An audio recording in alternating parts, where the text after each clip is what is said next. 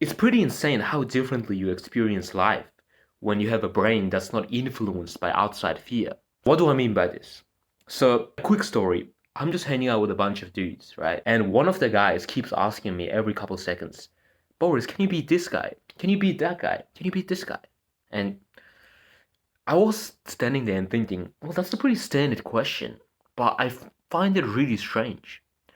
You know why? Because if you ask me truthfully, can you beat this guy? I don't care who it is, I will always say I can beat him. I don't care if he's a UFC fighter. I don't care if it's literally Habib. I don't care if it's Islam Makhachev. Logically speaking, can I actually beat these guys? Obviously not, right? Like chances are they'll beat me in 30 seconds or maybe even quicker. But how is integrating that logic into my mentality going to help me?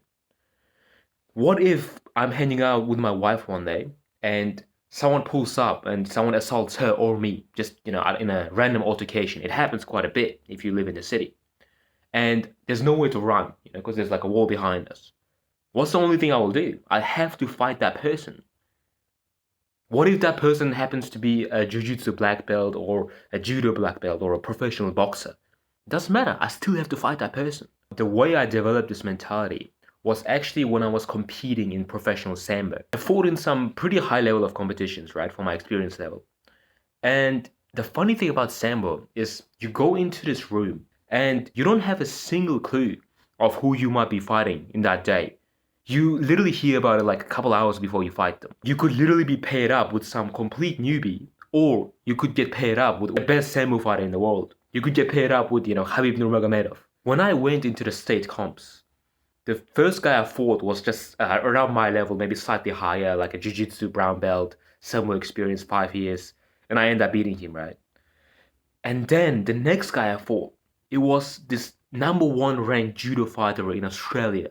So this is pretty high level. It's Olympic level fighter we're talking. And if you ask me, a couple months ago, can you beat an Olympic level judo fighter? I would say no, obviously, because it's a whole different level. That's when something clicked in my head. I was like, it doesn't matter. I have to fight this person because he's the person that's on the list. I don't have a choice. So I ended up fighting him because I came in with the mentality of I might actually be able to beat him. Because something clicked, right? I was like, maybe. It's like a 1% chance. I'm just like a naturally born gifted fighter and I might just beat him. I didn't beat him, but I actually did really well in that fight. You gotta give me a bit of credit. Come on, just a bit. Since then, I realized in the real world, you don't actually have too much of a choice of whether you want to fight or not. So you can't be thinking, can I beat this person or not? No matter who it is, you have to come in with the mentality that like you might be able to beat them. Best case scenario, you have to believe 100% you can beat them.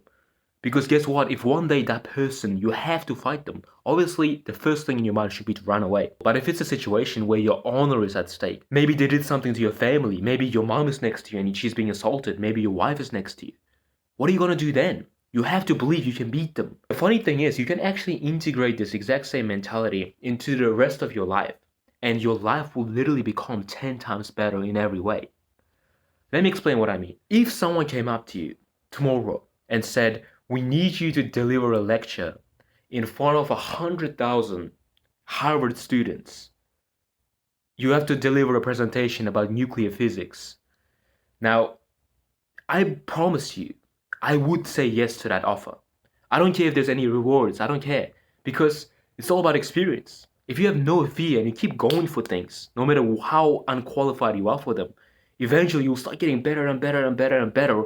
And maybe I won't be the best lecturer in the Harvard University, but because of that experience, I would have, stressed myself out. I would have thought I need to learn public speaking as quickly as possible in the next few months. And the funny thing is, I would have improved my skills way more than some idiot who goes to university and learns public speaking. I don't know if that's a degree, but if someone learned the course on public speaking, I would probably be better than them just by stressing the hell out of myself. Now, on the other hand, imagine you're a coward and you think everyone is better than you. You think, oh, I'm underqualified for this. I'm underqualified for that. And then Allah presents you with some amazing opportunities. Someone asks you to do like a lecture in their school or in their club, whatever. And you're going to be too pussy to take up that offer because you're like, well, I don't have any experience in public speaking, so I can't do that. Or I only have like a couple days experience, I can't do this. And you just blew the opportunity of a lifetime, whereby you could have done a really good lecture and then they would have called you out for more opportunities later on. But you screwed it up just out of being a pussy. Have you ever heard of the Battle of Badr? I don't know if that's how you pronounce it. I don't speak Arabic. But basically, an army of 300 Muslims fighting an army of 1,000 non-Muslims. Do you think the people who were going into that battle were sitting there and thinking, well, we are obviously underqualified. There's 1,000 of them, there's 300 of us. How can we possibly win? We are underqualified. But they still went for it because they put their faith in Allah. And Allah subhanahu wa ta'ala got them to win. They actually won that battle, bro. How crazy is that? That is the power of having faith in Allah subhanahu wa ta'ala. When He presents you with opportunities, you have to go in. You have to shut the fear off and just trust that you have what it takes inside you to go in, whether you win or not, to at least go in and try. And that's another important thing. It's not about being able to succeed in it. You don't need to be the best at what you're going into every time. But if you are the smallest fish in the tank, you're going to grow a lot bigger and bigger and bigger over time.